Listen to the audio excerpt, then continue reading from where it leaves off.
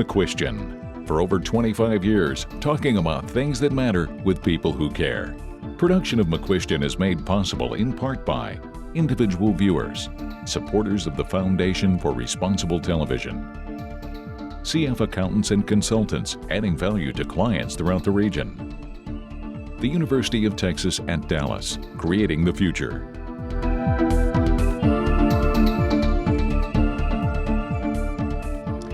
The provocative title of this program is, Are We Too Dumb for Democracy? That also happens to be the title of a presentation that our three panelists from Southern Methodist University engaged in prior to our recent Clinton-Trump election. Now, we've reassembled those three SMU professors to see what they think now that the election is over. First, I want you to meet the ringmaster. His name is Jeff Engel, and he'll introduce his colleagues. But Jeff is an award-winning American history scholar and director of the Center for Presidential History at SMU. Jeff, welcome to the program, and tell us what you're going to tell us, and then introduce your colleagues. I'm very happy to be here, and we all are very happy to be here to discuss this important topic. You know, this question of are we too dumb for democracy really came up because this election made us wonder. When we think about our country, which has 42 million people who are living in poverty, which has been at war for the last 15 plus years, which has numerous problems up and down the economic spectrum, and yet most of the debates that we had between Secretary Clinton and Mr. Trump focused on questions such as what size were your hands, whether or not you were a sexual harasser, and whether or not you were a good role model for children. And so I assembled my colleague here, Robert Howell from the Department of Philosophy, and Joe Kabilka from the Department of Political Science to really address this question of whether or not Americans, which were of course founded as a country, as a republic, whether or not this democracy that we have created is in fact giving too much power perhaps to people who are entertained rather than making informed choices. So I'm going to turn things over to my colleague Robert to give us his opinion on whether or not we are, in fact, too dumb for democracy. Well, thanks, Jeff. It's a different time since we last had this discussion, and there's more evidence. I'm not going to indicate which way I think the evidence points, but I think it points in a certain direction. Actually, I'm not going to argue really that we're too dumb for democracy, because I think that democracy's the only game in town, really. I don't think that we're so dumb that we deserve a dictatorship or anything like that. But I am concerned that maybe we don't have the sort of civic intelligence and awareness to actually get the virtues of democracy.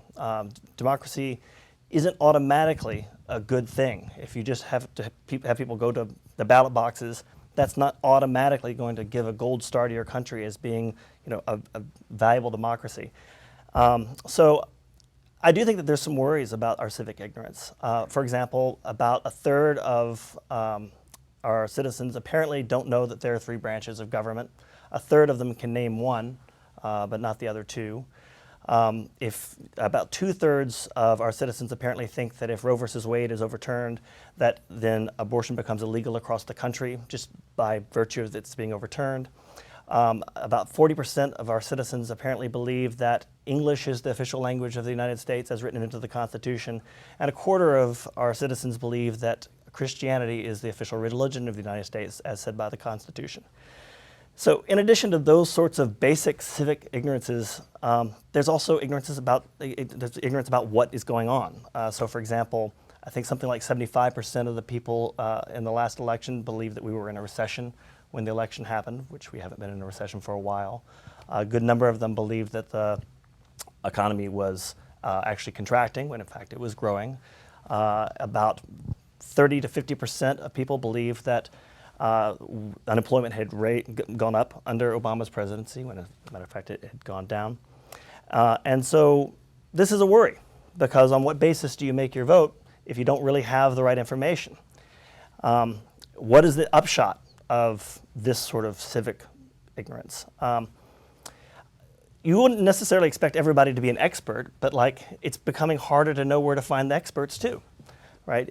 We're sort of have a swamp of an internet where you can go and you can Google down any rabbit hole and confirm whatever you want to confirm. And the science seems to show that we tend to just find sources to back up our already, established preconceptions. And so in some ways, the torrent of information that we all have is probably more harmful than good. So what's the upshot for democracy? Well, famously, Socrates, of course, thought that this is what's gonna doom democracy. He thought that democracy, having people vote about what policy is going to be, is as silly as having your neighbors vote about, what sort of disease you have and how to treat it. And that's obviously suicidal, and Socrates thought the same thing about democracy. I'm not going to follow Socrates in that. I would make a very bad philosopher king. But I do think that there is a virtue of democracy that he actually ignored that is undermined by this sort of ignorance nonetheless. I don't think the democracy is so great because of the fact that it always gets us the best policies. I think what makes democracy really important is that it allows people to be governed by consent, and they are able to participate in the establishment of the rules that they're going to be governed under, and that consent lends some political legitimacy to government. But I want to kind of pose the following sort of analogy to suggest that maybe actually even that virtue is vitiated by civic ignorance. We tend to think that you should be able to consent to a medical procedure that you receive. The doctor shouldn't just go in and start cutting. And it gives sort of some moral legitimacy to the operation. But suppose that the doctor actually lies to the patient and says to the patient, there's no risks here, it's got 100% success. The patient, of course, is going to agree to the operation and maybe even sign all the consent forms. But because of the fact that the doctor has given bad information to the patient, in some sense, it looks to me like the sort of moral authority, the sort of moral legitimacy of the operation is undermined. That essentially the doctor has manipulated the patient. In a sense, if the doctor tells you he's going to make you great again at the end of the procedure, yeah, without giving you any information, that's a real problem. Well, and if it's not the doctor, but it's actually the hospital, or let's say that it's another hospital that only speaks Russian, any of those situations are situations in which the people who are making the decisions and who are supposed to be governing the decisions about their own health care aren't really governing it because of the fact that they don't have the right sort of information. So I'm worried that the level of sort of, maybe it's civic laziness, maybe it's civic ignorance, maybe it's just the difficulty of confronting the torrents of information that we have now, is making it so that the virtues of democracy are severely, severely vitiated. Well, let's talk about some of the virtues of democracy, if you will. Joe? I'm not going to take issue with anything that Robert said about general levels of ignorance. I'm a college professor, and I'm supposed to be professionally opposed to that.